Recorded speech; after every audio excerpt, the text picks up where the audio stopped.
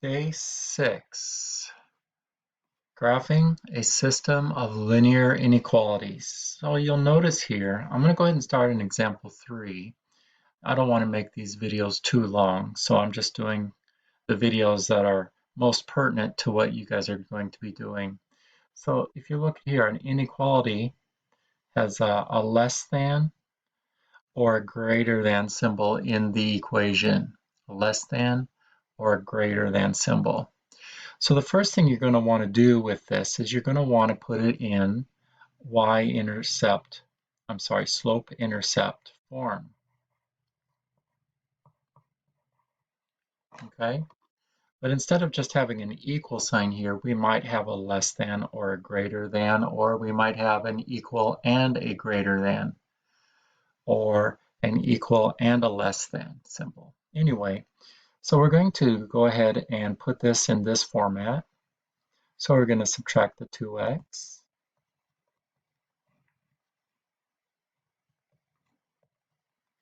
Put the x term first.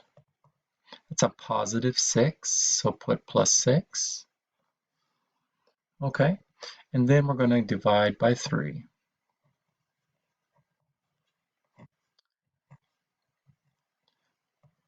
Now keep this as a fraction, but the constant needs to be changed into an integer. Okay, so now we're ready to graph this one. And this one's ready to graph as it is. So let's start off with this one. So we're going to start with the y-intercept. Notice these tick marks are going by 2's. 2, 4, 6, 8. So 2 in this case would be here. And so down 2, right 3. So down 2, right 3. So going the other direction, we would go up 2, to the left 3. Notice going left and right, the tick marks are going by 1's. 1, 2, 3. Okay, and then since there's no equal sign, we're going to put a dotted line here.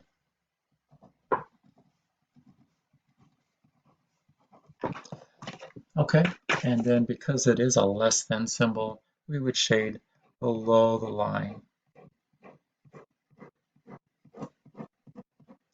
All right, let's look at this next one. So here we have a y-intercept of 4. And we're going to rise. Actually, in this case, since there's a negative, we're going to go down 2 and then right 3. The negative goes with the top number, not the bottom number. So down 2, right 3. Down 2, right 3. Now, if we want to go the other way, we do the opposite. We would go up 2, left 3. Excuse me. 1, 2, 3. Up 2, up 2, 3. Now in this case here, we have an equal sign. So we're going to make a solid line. All right. And we have a greater than symbol. So we shade above the line.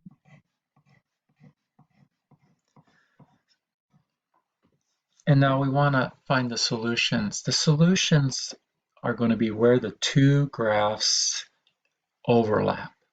Well, these go down and these go up. There's no overlapping. So the answer is no solution. All right, let's move on. Here we go. Here we have, now notice the mx is gone. There's no mx here in the equation. So that means that the slope is 0. So we have a slope of 0, and we have a y-intercept of 3. So we're going to go up 3. So in this case, it's going by 2's again. So we got to be careful. It's going to be 2, and then 3 is going to be right here. And since the slope is 0, that's going to be a flat line, a horizontal line. And there's an equal sign. So we're going to use a solid. vertical line. Little cricket, but you get the idea.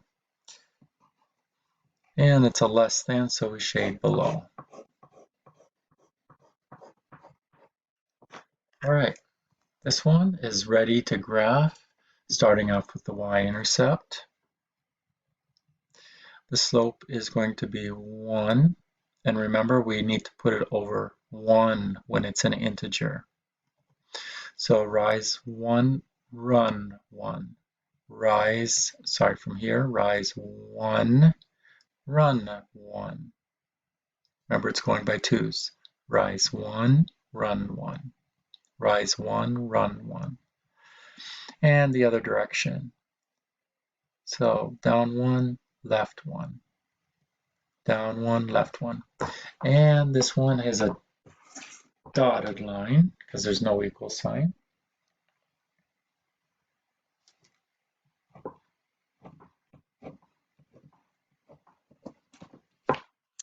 And since it is a greater than symbol, we would shade above.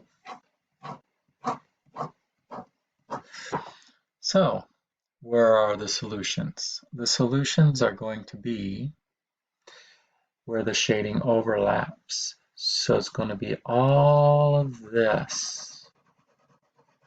This is where the two shadings overlap. So you would just want to make that nice and dark. So that way we know that that's where the solution is. Now, something else to keep in mind. Dotted lines, okay, do not include any solutions. So no points on this line is a solution. But solid borders here, this border here is solid, so that means any point on this border is a solution. So any point on this border and anything where they overlap. So an example of a solution would be, let's see, where's 0, 0? Here's 0, 0. So let's go -4, +2. That'd be this point right here. So an example of a solution would be -4, +2.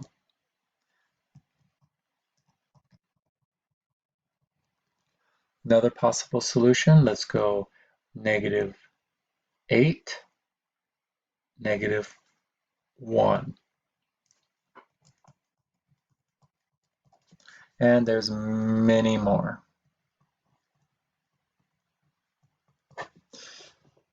So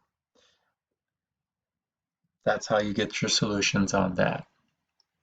All right, let's take a look at this one. Ooh, this looks like fun. In this case, we have 3 of them. So I'm going to graph them real fast here.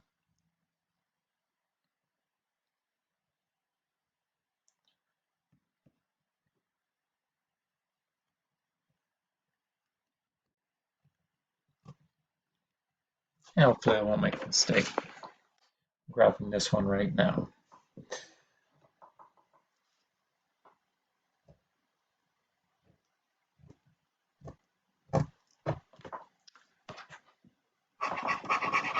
I'm going to shade real lightly here on this one. Okay, next one. All right, this one is a little different because it starts with an X and you can't put it in this format. So what you do is you go on the x-axis to -1. It's right here, and you draw a vertical line. And there's no equal sign, so it's going to be a dashed line.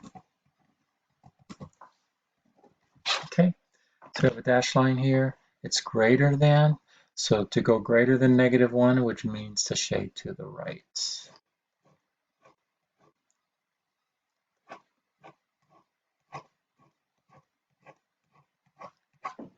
All right, last one. Y is less than 3, so we're going to go up to 3. The slope is 0. And there's no equal sign, so we're going to make a dashed line here.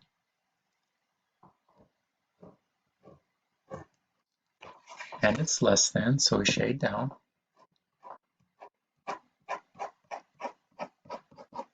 Okay, so it helps to use different color pencils when you're doing this. But where all three of these inequalities overlap is where the solution is going to be. So that's just going to be inside this little triangle right here. Hopefully, I'm doing a good job.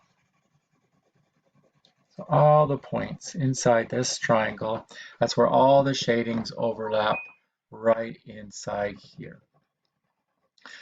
So notice there's no equal signs. So that means the borders are all dashed.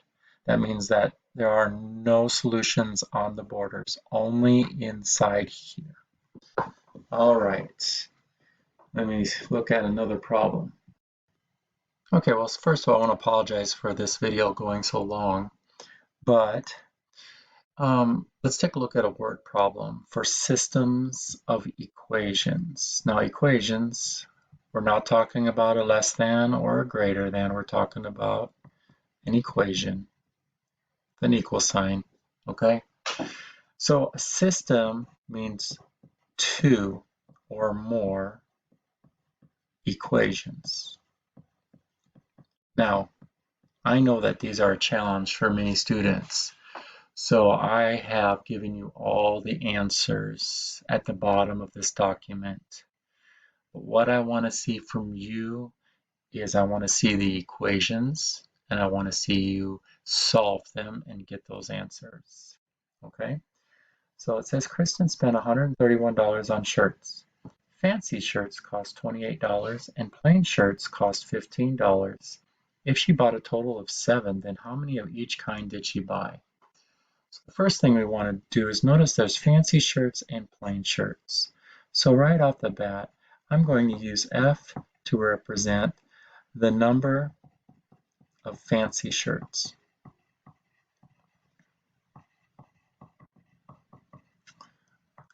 P is going to be the number of plain shirts. So I want to see that from you.